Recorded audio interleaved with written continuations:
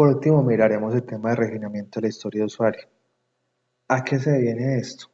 Uno es de pronto darse cuenta que la historia de usuario estaba mal escrita, que los criterios de aceptación no cumplían con todo lo que se requería, o que se encontró algún error dentro de la historia.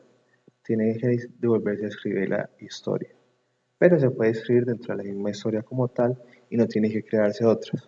Pero otro tipo de refinamiento que se va a dar y que ustedes pueden observar dentro del proceso del curso es cuando se tiene que dividir una historia en varias, o cuando tengo dos, tres historias que son realmente muy pequeñas, las puedo fusionar en una. Fundamental, eso se hace antes o después de los sprints. Si yo empiezo un sprint con ciertas historias, tengo que terminar el sprint con esas historias. No puedo empezar a cambiar las historias de usuario o los criterios de actuación durante el sprint. Esto me va a afectar la revisión del sprint como tal.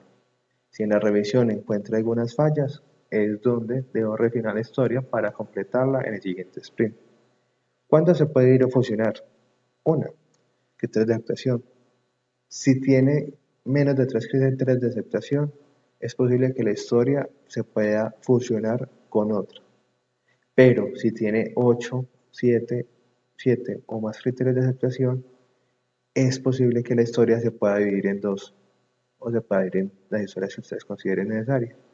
Entonces, si tiene muchos criterios de aceptación, es posible que la puedan dividir. Si tiene pocos, es posible que la tengan que fusionar con otro.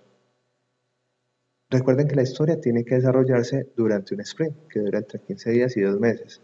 Si el nivel de esfuerzo es muy alto para implementarlo, entonces la historia se tiene que dividir en dos para poder combinarse en cada una de las iteraciones.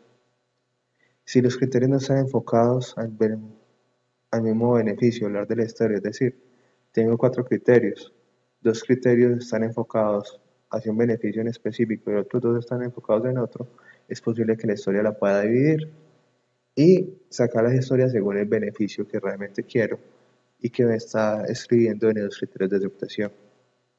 Cuando el equipo dedica tiempo al aprendizaje para realizar la historia, también tengo que ver la historia. O sea, dentro del sprint va a ser imposible aprender y generar la historia.